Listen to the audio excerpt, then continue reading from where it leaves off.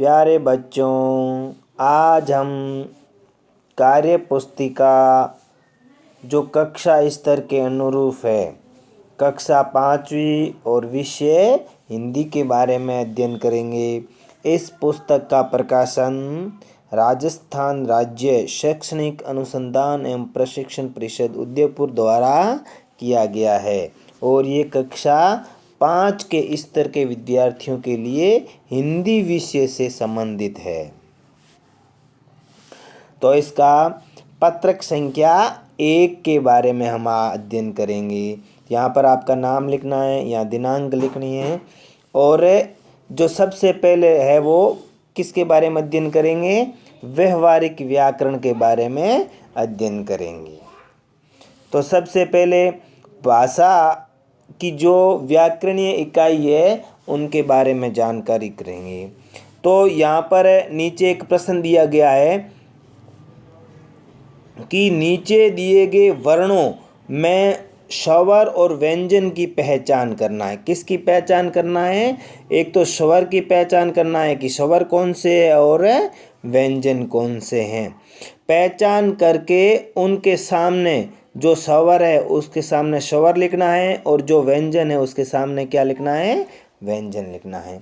तो सबसे पहले स्वर वे होते हैं कि जिनका हम अपने मुंह से उच्चारण करते हैं तो किसी प्रकार का संघर्ष नहीं होता है, वो स्वर कहलाते हैं।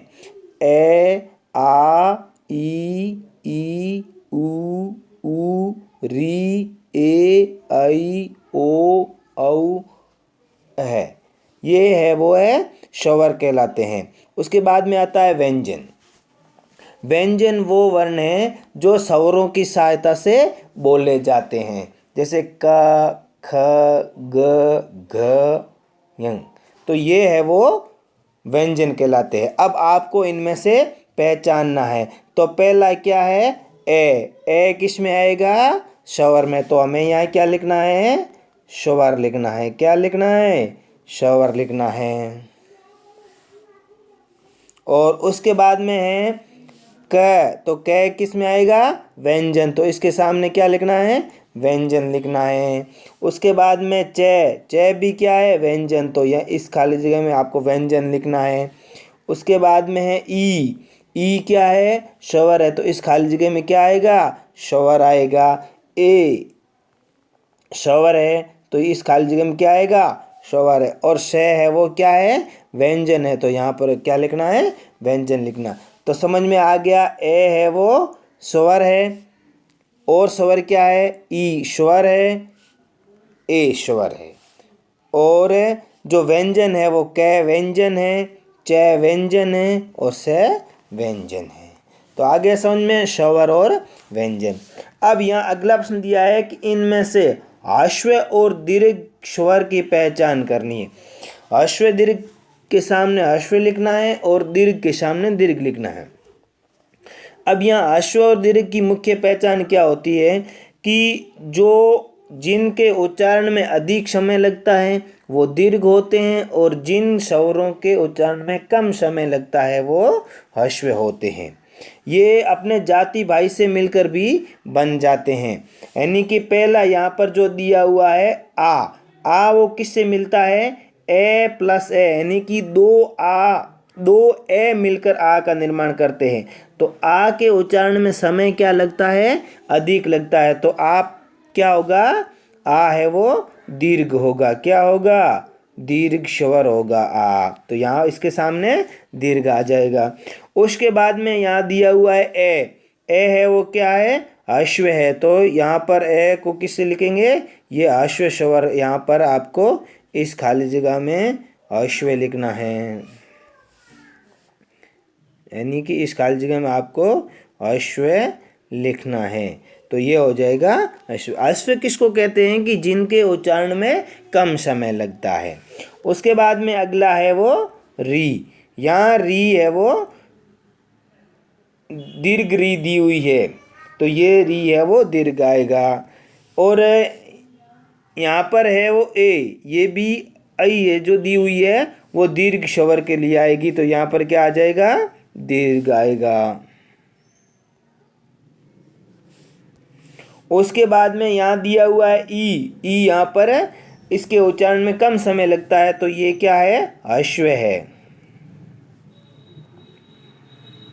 और उसके बाद में यहाँ दी हुई है ई, देखो ई के ऊपर बड़ी मात्रा की ई लगी हुई है, यानी कि यहाँ बड़ी का मतलब होता है जिनके उच्चारण में समय ज़्यादा लगता है, तो ये कौन सी हो जाएगी, इसको बड़ी कहो या दीर्घ कहो।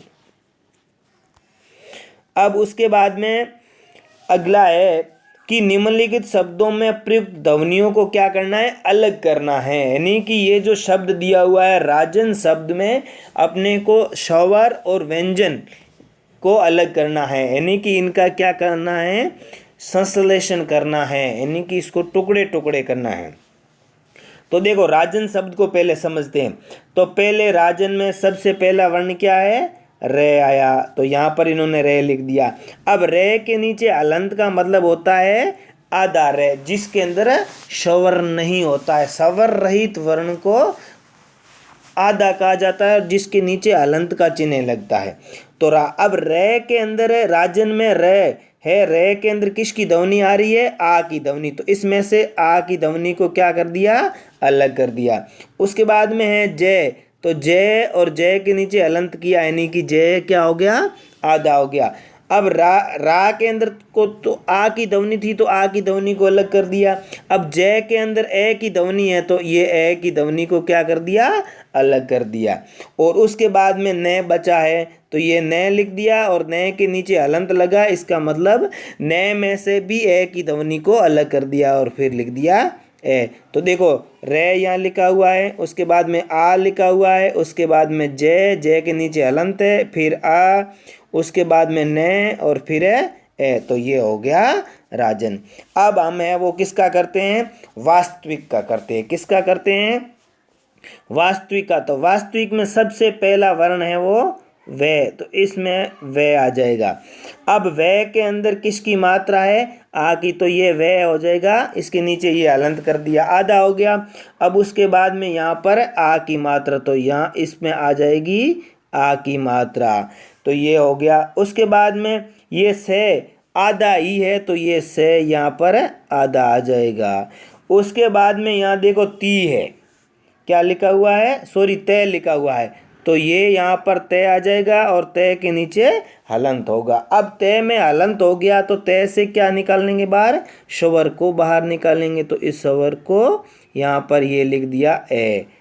अब उसके बाद में देखो वी में ई की मात्रा है, तो यहाँ पर पहले ई की मात्रा नहीं लग के क्या लगेगा, वे लगेगा। अब वे को क्या करेंगे, इसमें से स्वर को बाहर निकालें, तो इसके नीचे हलंत हो गया और इसमें किसकी मात्रा है, ई की, तो ये ई। अब यहाँ ई छोटी है या बड़ी, तो जिसके अंदर छोटी कहो या अश्व कहो, तो ई की मात्रा। और उसके बाद में आ गया कै, तो ये हो गया कै, और कै में किसको निकालना है, ए को।